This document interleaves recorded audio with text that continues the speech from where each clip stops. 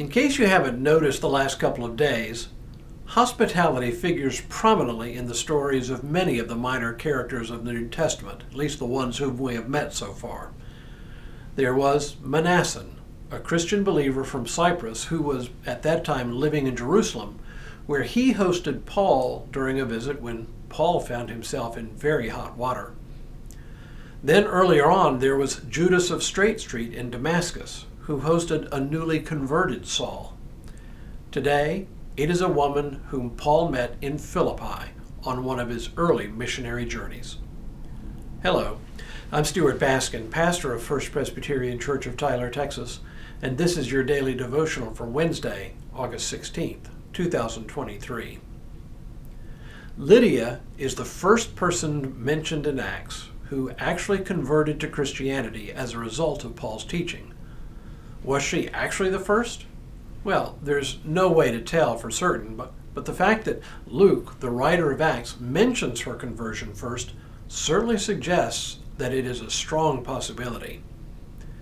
We actually know a few things about Lydia, more so than we do about Manasseh or about Judas of Damascus. Here's the account in Acts of Paul's first encounter with her. We set sail from Troas and took a straight course to Samothrace, the following day to Neapolis, and from there to Philippi, which is a leading city of the district of Macedonia and a Roman colony. We remained in this city for some days. On the Sabbath day, we went outside the gate by the river, where we supposed there was a place of prayer, and we sat down and spoke to the women who had gathered there. A certain woman named Lydia, a worshiper of God, was listening to us.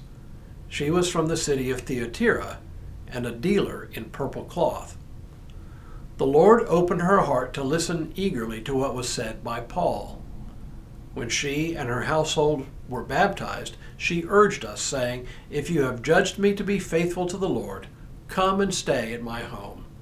And she prevailed upon us.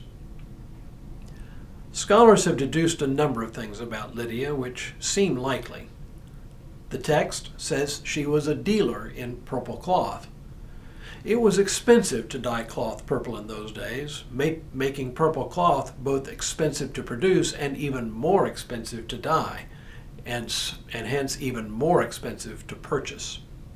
This may be why purple became synonymous with royalty, as only the wealthiest people could afford it. But since Lydia was a dealer in this kind of cloth, scholars speculate that she must have been a woman of means also, able to either afford the dyeing process or at least the capital it would take to buy the cloth for resale. That she was probably a woman of means is borne out in the fact that she was able to offer Paul and his companions hospitality in her home in Philippi. She may have been a Jew, but more likely she was a Gentile follower of Jewish practice. Apparently there were in the ancient world those who were not actually Jewish, but who found Jewish worship and ethics compelling. We can infer that she was this kind of follower by the fact that she is called here a worshiper of God, a term often used for non-Jewish worshipers of the Jewish God. It may be going a little too far to infer that if she were a non-Jewish worshiper of God, she would have been receptive to Paul's teaching, but I think this is a pretty good bet. There is some conjecture, again, probably a good bet, that the Philippian church began as a house church in her home. If so, Lydia, though on the stage for just a hot minute, plays an important role in the early development of Christianity. Between her hospitality and her personal influence, the church in Philippi grew into an important early center of Christian faith. This, if for no other reason, makes Lydia an important hero in the early church. Tomorrow, Onesiphorus, Paul's faithful friend. But for now, may God continue to bless you and keep you in all that you do this day and in all the days ahead.